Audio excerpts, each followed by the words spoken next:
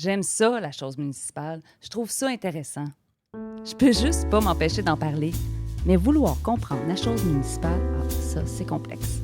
Ça peut ressembler à un cube Rubik. Ça a plusieurs facettes, des couleurs, des milliards d'agencements. Plus je m'y intéresse, plus j'ai envie d'en savoir et d'en parler aussi avec des gens. Dans cette série de balados, on parle du qui, quoi, où, quand, comment, pourquoi de la chose. Ici Corinna Bastiani et bienvenue dans la chose municipale.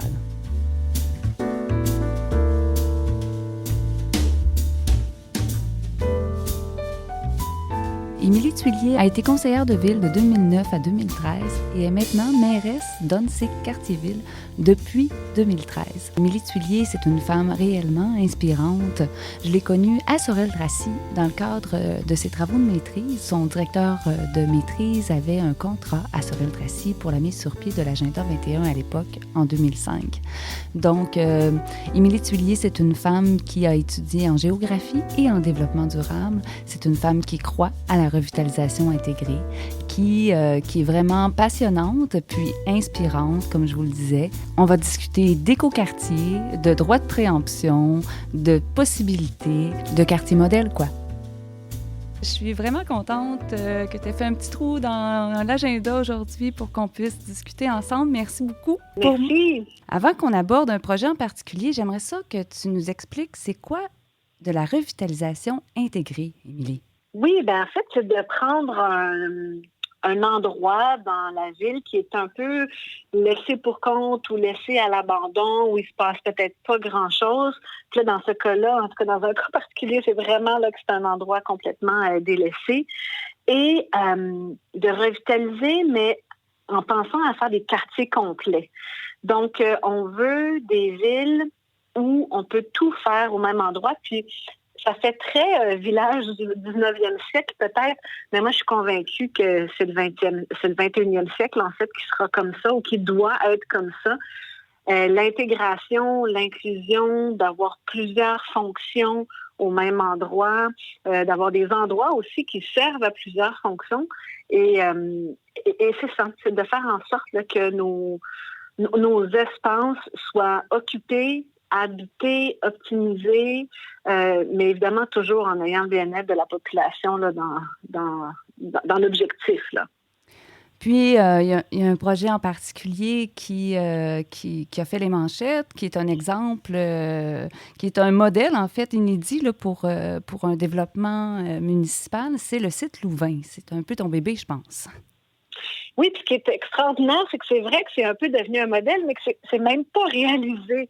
Hein? Donc, en fait, notre écoquartier Louvain-Est, c'est un modèle déjà dans le processus. Puis oui, c'est mon bébé quand je me suis présentée à la mairie de l'arrondissement en 2017.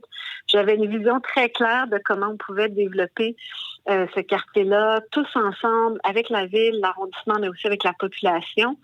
Et après avoir été élue, ça m'a pris quand même un bon moment pour mettre ensemble tous ces acteurs-là, puis que tout le monde dise oui, on a envie de travailler ensemble. Et c'est une première, je pense, à la Ville de Montréal, puis probablement ailleurs aussi. Là. On a vraiment un bureau de projet partagé, là, ville, arrondissement et communauté.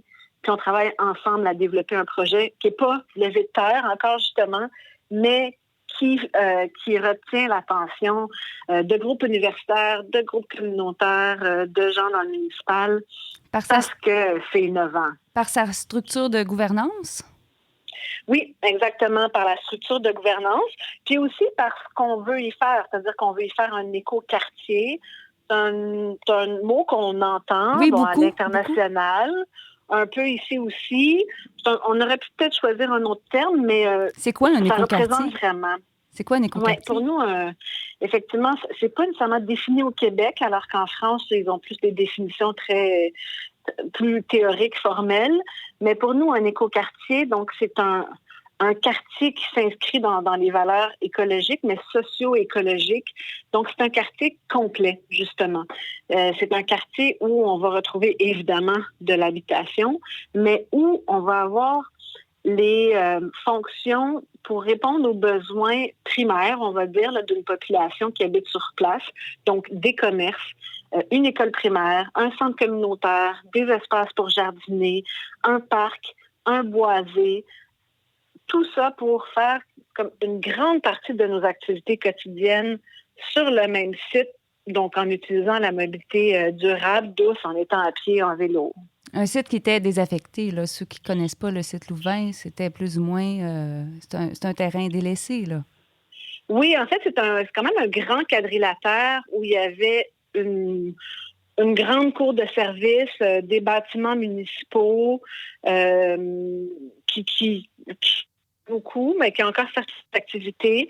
Mais effectivement, là, c'était usage cours de service, bâtiments municipaux là, dans les dernières décennies. Très bétonné, très asphalté. Là. Oui. Oui, c'est ça. C'est ça, il y avait un début de boisé, d'ailleurs, qu'on va agrandir, là. Mais je pense que c'est plus parce qu'on avait laissé les arbres pousser là. C'est pas parce qu'on les a plantés. Puis le reste, effectivement, c'est bétonné, c'est de l'asphalte, du béton pour des activités là, intensives de voirie. Là. Puis, il y a beaucoup de logements là, qui sont prévus dans ce projet-là. Puis, dans une conversation qu'on a eue antérieurement, là, toi et moi, tu me disais que tu souhaitais que ce soit des logements abordables à pérennité. C'est quelque chose de complètement innovateur, ça, c'est possible? Oui, donc on s'est engagé sur ce site-là, vu que c'est un site municipal, il y en a très peu quand même dans nos villes, et qu'on a besoin d'avoir des logements sociaux et communautaires et abordables. On a choisi sur ce site-là justement de ne pas, d'avoir en fait que des logements sociaux et communautaires et abordables. Puis là, abordable, c'est vraiment la définition peut-être que les gens pourront trouver sur le site Internet. Là, il y a une définition très précise là, de ce que c'est du logement abordable. Parce qu'on a besoin d'avoir ce type de logement-là dans notre ville et parce que aussi c'était la revendication de beaucoup d'organismes. Mais notre objectif, c'est d'en faire un quartier mixte. Puis nous, on est convaincus qu'avec tous ces types de logements-là, on est capable quand même d'avoir un quartier mixte avec toutes sortes de populations. Puis on a ciblé, d'ailleurs, on a fait plein d'études, puis bon, les gens connaissent quand même leur milieu, là. Les clientèles qu'on veut d'abord desservir, c'est les familles nombreuses. C'est extrêmement difficile de trouver à Montréal là, un logement. Et les personnes âgées qui veulent rester le plus longtemps à la maison ou avoir un plus petit appartement, mais qui ne trouvent pas de place à déménager. Et aussi des personnes à besoins particuliers, par exemple des personnes handicapées, plusieurs types de handicap en fait, là, puis on a des organismes là, qui travaillent avec eux pour faire ce type de logement-là. Puis comme ce sera un écoquartier, ils vont pouvoir se déplacer facilement à l'intérieur du quartier malgré s'ils sont âgés ou à mobilité réduite, etc. Ils vont avoir tout à proximité, là, c'est ça la beauté du projet. Oui. Exactement, tout à proximité. Puis ce qu'on souhaite aussi, c'est justement peut-être mélanger un peu ces gens-là. C'est-à-dire, on ne veut pas que les personnes âgées restent juste ensemble, que les familles restent juste ensemble, que les personnes handicapées soient toutes ensemble ou laissées de côté. L'objectif, c'est vraiment que tout le monde puisse, par justement le truchement là, de places publiques, d'activités publiques, du centre communautaire, du parc, que ces personnes-là puissent cohabiter et même faire des activités ensemble. OK. Donc, le site est à la municipalité. Il y a une gouvernance multiple là, qui s'est installée avec différents partenaires. Le promoteur dans tout ça, c'est un organisme? C'est-à-dire... Oui. En fait, c'est là où, puis excuse-moi, là, je viens de repenser à ta question de tout à l'heure par rapport à l'abordabilité à long terme. Oui. Je n'avais pas tout à fait répondu à ta question encore. C'est que à Montréal, on travaille ces questions-là. Comment on est capable d'avoir du logement abordable à long terme? Donc, hormis des logements sociaux et communautaires, parce que ça, c'est déjà une formule, mais on pense à d'autres façons de faire qui existent aux États-Unis, mais qui n'existent pas vraiment au Québec. Et c'est pour ça qu'on a pensé à dans le futur, en fait, que ce terrain-là ne soit plus la propriété de la ville, mais ne soit pas non plus la propriété de plein de différents propriétaires privés d'édifices X ou Y. Et donc, on est en train de travailler à ce qu'on appelle une fiducie d'utilité sociale. Donc, c'est un organisme en soi qui va être constitué, donc un OSBL, où, évidemment, la ville, on se réserve évidemment le droit d'être sur le conseil d'administration parce qu'on a quand même une vision là, à long terme puis de bien-être collectif, mais où il y aura aussi des gens qui vont être élus. Et donc, ça va être finalement un OSBL, cette fiducie là, d'utilité foncière, qui va gérer le terrain pour s'assurer, d'une part, en fait, on rejoint plusieurs objectifs avec ce mode de gouvernance-là. Donc, oui, l'abordabilité à long terme des logements, ça, c'est vraiment un objectif précieux. Mais aussi, par exemple, quand on parle, parce qu'on a de grands objectifs environnementaux aussi, par exemple, pour faire une boucle thermique. Donc, d'avoir, par exemple, de la géothermie qui soit sur tout le site puis qui soit partagée entre les différents édifices. Mais pour faire ça, c'est mieux quand le terrain n'est pas subdivisé en plusieurs propriétaires privés. Oui, oui, oui, oui. Et aussi pour garder l'esprit du lieu, l'esprit collectif, pour garder finalement le fait que c'est un terrain, un quartier en soi, puis pas juste des bâtiments juxtaposés un à côté de l'autre. C'est pour ça c'est difficile, hein? C'est difficile parce que ça n'existe pas. Exact, donc, c'est ça. C'est complètement innovateur, là, c'est complètement nouveau. Oui. Là. Ça n'existe pas, mais il y a des modèles quand même sur lesquels on peut se baser. Pas québécois, mais ailleurs dans le monde. Donc, on est accompagné. Puis la beauté de la chose, c'est que tout ça est fait dans le public. Hein? C'est-à-dire que c'est la ville, l'arrondissement et des groupes communautaires, des gens de la population, de la société civile, qui travaillent ensemble pour inventer ce modèle-là. Oui, oui, puis ensuite, il y a des soumissions qui vont se faire, il y a des contrats qui vont se donner à des contracteurs. C'est la fiducie là, qui va être responsable du suivi de tout ça, là, c'est ça? Oui, exactement. Okay. Puis, mais là, on a quand même un peu l'impression de construire l'avion en plein oui, vol. Oui, je comprends. Tout à fait, tout à fait. Mais là, c'est beau. Des fois, il y a des questions, puis j'avoue que ça, c'est difficile un peu des fois avec certaines personnes qui suivent moins de projets ou qui sont dans la population puis qui veulent savoir le projet. On ne peut pas répondre à toutes les questions. Puis des fois, ça choque un peu les gens. Ben voyons donc, vous faites un projet. Oui, mais justement, vu que c'est novateur, on invente des choses. On ne peut pas répondre dès maintenant à toutes les questions, même si elles sont pertinentes. Tu penses-tu qu'on est vraiment, avec toutes les problématiques, les crises que l'on vit, que ce soit les crises climatiques, les crises de logement, sanitaires, etc., qu'on est vraiment rendu à inventer des choses? Bien, en fait, je pense qu'on est obligé. C'est ça. Je pense qu'on est obligé d'inventer ces choses-là. Puis, mon Dieu, puis il aurait fallu peut-être les inventer avant, puis ça nous aurait aidé à traverser ces crises-là.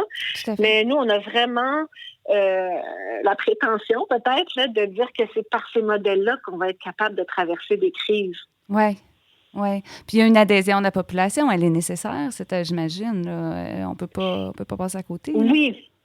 C'est sûr qu'il y a une adhésion de la population, puis on est à Montréal, on a l'Office de consultation publique de Montréal. Oui. Donc, on est passé par ce processus-là.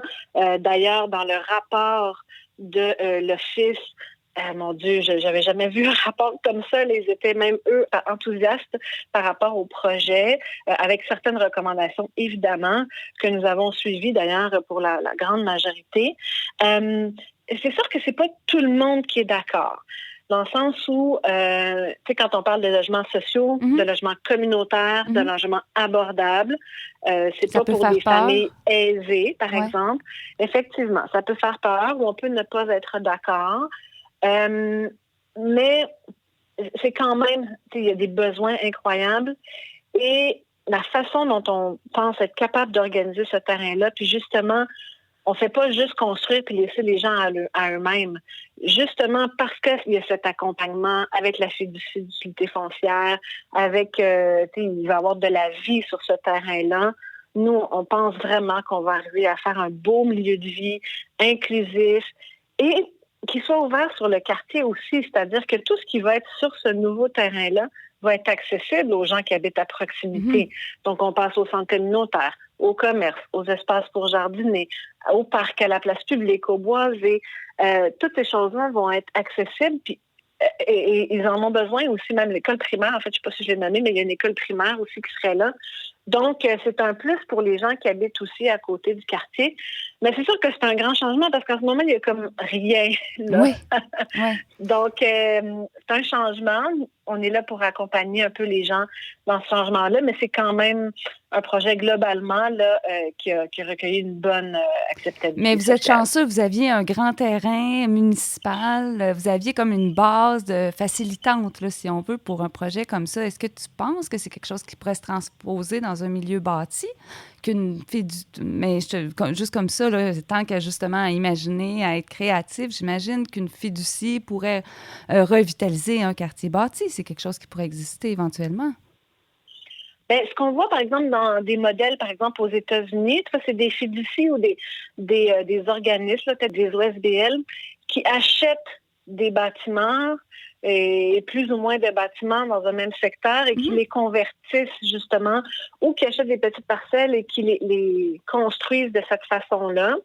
Donc, c'est possible, peut-être pas à l'échelle d'un quartier nécessairement, mais ça se fait ailleurs. Ceci dit, je tiens quand même à dire que ça a l'air facile parce que c'est un terrain municipal, mais je veux dire, le maire avant moi, eux, c'était clair, cet endroit-là, ils séparaient en lots, ils vendaient aux plus offrants, puis la ville faisait plein de cash avec ce terrain-là, puis c'était fini, on s'en occupait plus. Mais tu m'amènes, oui, tu m'amènes à l'autre question, justement, le plein de cash, là, il y a peut-être pour certaines personnes une perspective de, ben oui, mais vous auriez pu faire plus d'argent avec ce terrain-là, effectivement. C'est là où on revient. Tu sais, la Ville de Montréal puis la mairesse Valérie Plante, on est tellement impliqués à tenter de développer des logements accessibles à tous et à toutes qu'on a un droit de préemption, par exemple, acheter des bâtiments pour ensuite les revendre au prix qu'ils peuvent l'acheter à des groupes de ressources techniques pour bâtir des logements sociaux et communautaires. Donc, si on en est à aller du côté privé pour tenter d'avoir plus de logements, bien, c'est sûr que les bâtiments, les terrains publics, ça nous est demandé aussi par les organismes qui sont dans ce secteur-là. C'est comme un peu contradictoire de laisser aller des terrains publics aux plus offrants alors qu'on achète des terrains privés pour les transformer en logements sociaux et communautaires ou même abordables. Donc, c'est sûr que c'est une question de valeur, c'est une question de vision de la ville. Aussi, pour nous, c'est important que Montréal ne se transforme pas en Toronto ou Vancouver, ville-centre, où c'est plus achetable et il n'y a plus personne qui peut habiter. Ben, personne. Parce que je veux dire qu'il y a juste les très riches qui peuvent habiter dans la ville. Et pour nous, c'est important que tout le monde, peu importe notre revenu, on puisse habiter dans la ville si on le souhaite. Donc, c'est pour ça qu'on a choisi de développer ce terrain-là de cette façon-là. Puis, tu sais, faire de l'argent, mais c'est parce que tu le fais à court terme. Mais après, tu n'as pas réglé ton problème de logement, là. Oui, c'est ça. Tu n'as pas réglé ton problème de milieu de vie, en fait, là.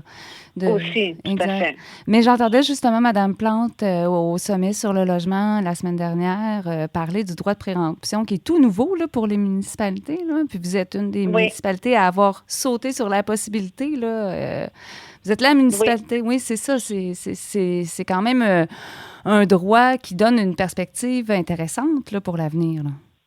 Oui, tout à fait. Puis des fois, même les gens pensaient peut-être qu'on l'avait sans qu'on l'ait. Oui, moi aussi, je pense ça. Je pense que les municipalités ont plein de pouvoirs. Là, on est comme, non, vraiment pas. Ouais. Et le droit de préemption, c'est ça, on lève la main, puis tu sais, c'est vraiment un processus rigoureux. Il faut que ça passe au conseil municipal. Puis on dit, ben tel terrain, s'il y a une transaction, nous, on va être les premiers sur la transaction, puis on se donne le droit de l'acheter au prix offert par la transaction ou évidemment de laisser passer notre retour si on veut. Fait que ça permet de cibler des endroits.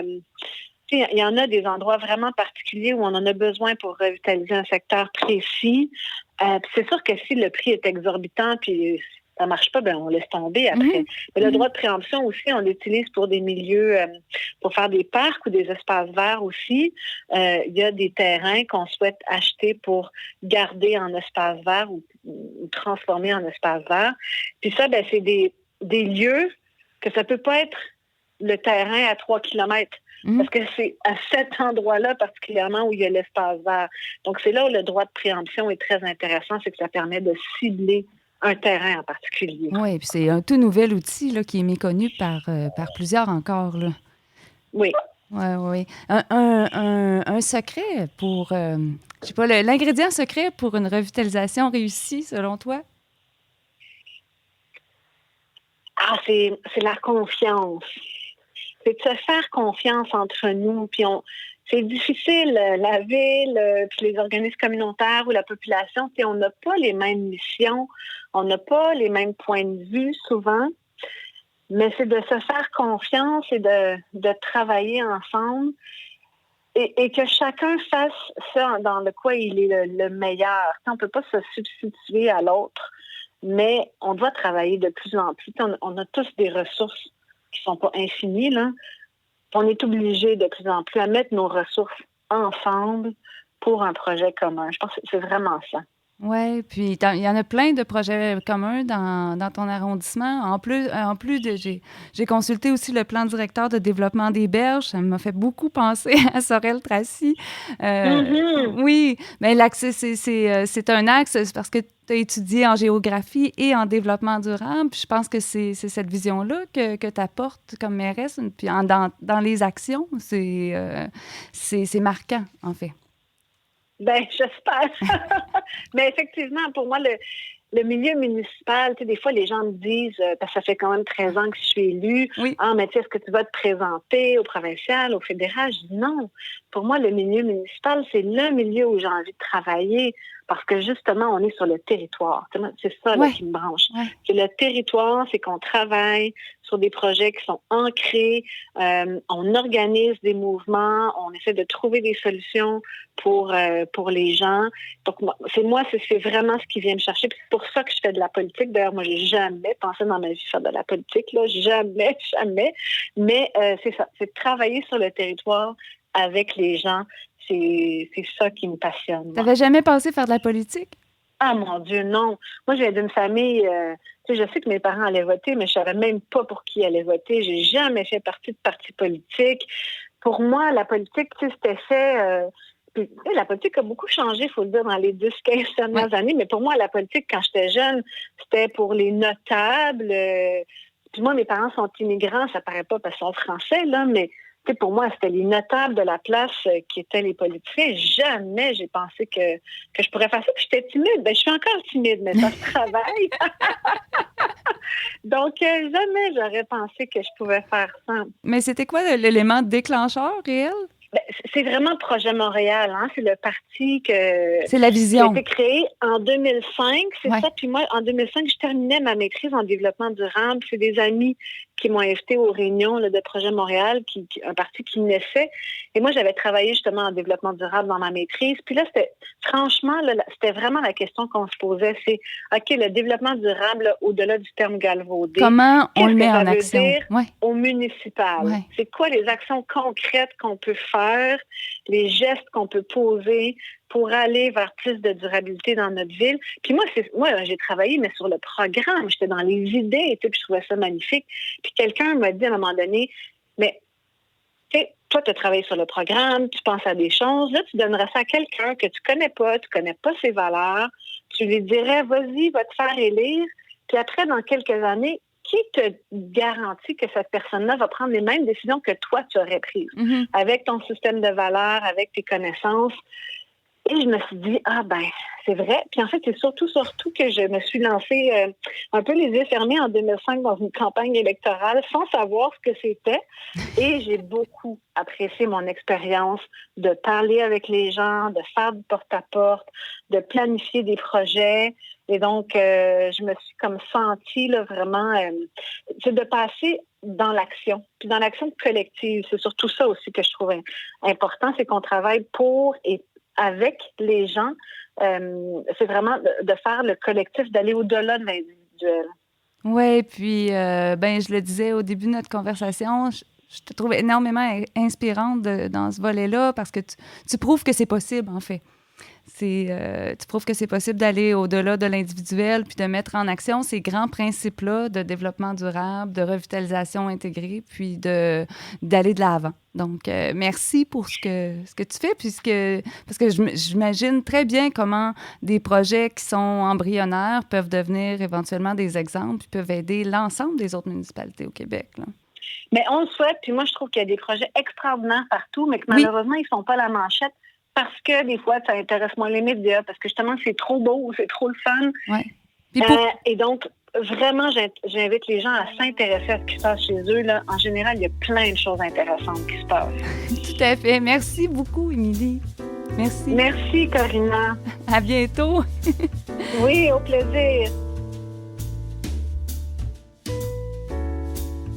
La politique municipale, c'est effectivement une possibilité d'aller au-delà de l'individuel, de passer à l'action collective. J'ai exactement la même vision des choses qu'Émilie, qu'il faut être créatif dans les années à venir pour passer à travers les défis et les crises qui nous attendent. Donc, de faire du développement un réel développement intégré. Les solutions à bien des enjeux passent par les municipalités. Émilie Thuillier vient encore de nous le prouver. Moi aussi, je rêve vraiment qu'ensemble, il soit possible de créer des projets communs. Merci d'écouter, de partager, de me contacter. Je vous invite à me suivre, à aimer la page Facebook Corinna et la chose municipale et à visiter le www.corinna.buzz. Cet épisode a été autorisé par Michel Lacombe, agente officielle de Corinna Bastiani.